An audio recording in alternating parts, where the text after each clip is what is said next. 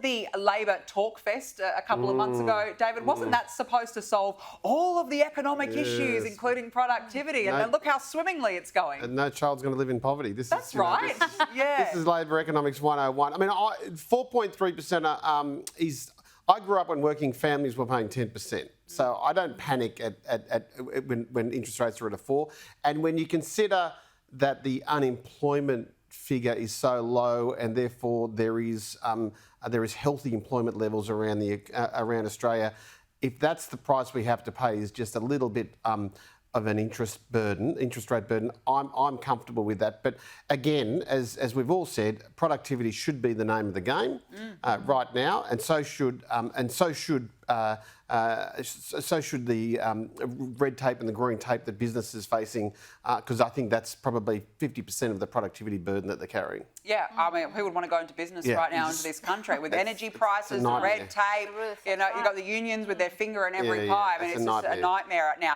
Now, look, the Victorian Premier Jacinta Allen has now officially signed a treaty with Indigenous people into law, claiming it marks a new chapter in the story of our state. Quote, new chapter for the 65,000 who identify as Aboriginal, not the overarching 7 million residents of the state, Tanya. Look, there was no debate. Nobody actually voted for this. In fact, the majority of Victorians said no to the voice. So why is it there, do you think? Well, look, the Labor Party was always going to do this. So I think there was no question of that. They had a referendum. I don't think anyone believes that they really cared what the outcome of the referendum would be. And Jacinta Allen has 12 months left, we hope, of her term before an election. And as always, this is legacy building for the Labor Party too. They're going to rush and make sure that anything they've already announced, like the treaty, is well and truly in place, so that it'll make it almost impossible if a Liberal government is elected in Victoria to scale it back. And of course, they've got to reward all these activists that back the Labor Party, and this is all about unelected activists getting a job, and that's the only people that will be rewarded as a result of this treaty. It's not the 65,000 Indigenous that live in Victoria that will be supported. It's all the activists that were part of the Voice campaign that all need a job now. Well, I mean, that's a good point. And I was having a look, David, at some of the immediate changes. So schools, children between prep and year 10 will be indoctrinated into truth-telling curriculum. There will be an Indigenous body which will oversee training programs for public servants to ensure they are culturally capable. Again, what on earth does that mean? This will not assist one child get a better education. This will not assist one child to get to break away from malnutrition or sexual abuse. This will not make the life of one Indigenous kid in Victoria better. It is very, very dangerous and indeed silly for Jacinta Allen to do this. What part of no don't you understand? And I think that this will rightly become an election issue. She doesn't have the electoral mandate to do it.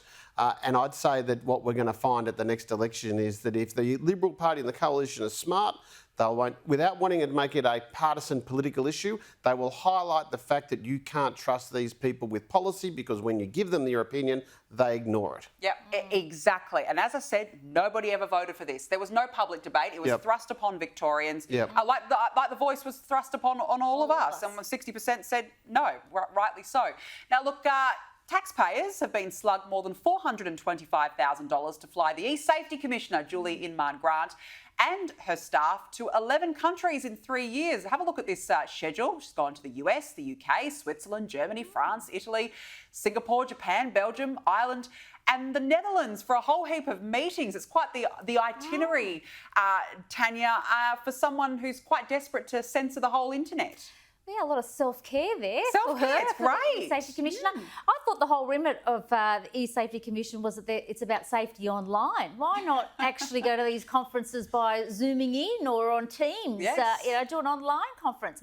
It's unbelievable, that itinerary. Swiss Alps as well included in there. Look, I think people should be rightly concerned about the level of expense coming out of this authority, and it is an independent authority, unfortunately, so they can't even be questioned at Parliament. It's unbelievable what they're about to get away with and have got away with. And David knows, as politicians, we get a little small story if we've gone and spent $5,000 on a trip up to Brisbane or something, you know. Let alone $425,000, David. Well, I mean, Tanya's right. I would have thought that a commissioner in charge of use technology to attend these events. I mean, if I can use Zoom meetings to have CEO hookups from around the country, surely she can have Zoom meetings to have these this correspondence with the Swiss and the Americans and the like. It's just bad juju. It's a bad image for the public sector. It's a bad image for her, and it just highlights the fact that some of these people in the Canberra bubble live in a completely different world. They live in a bubble. They live in a bubble. Now, David, let's talk about your Daily Telegraph column this week. Wise Christmas drinks calls will save your inner elf. So people will judge you based on your drink. Is that what you're saying at Christmas parties? Yeah, I think judging people at Christmas parties is a healthy thing to do. Okay. I think that not only we get so hung up on how much they consume. I think quality and quantity is. So what do you drink?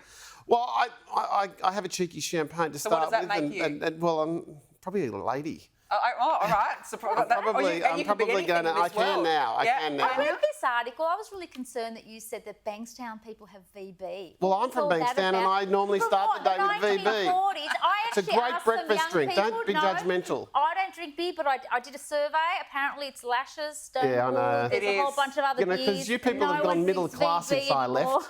You people in Bankstown have become too middle class since I left. I'm going to have to come back and start sorting them out. You have to go back. Well, look, if you want to know what your drink says about you, do catch up with David Elliott's column in the Daily Telegraph. It is quite a laugh, and it's quite good at the same time. It'll tell you everything you need to know about yourself. Self-assessment. Self-assessment. We all love a bit of self-assessment. David Elliott, Tanya Mihaly, thank you as always to both of you. We'll see you again next week.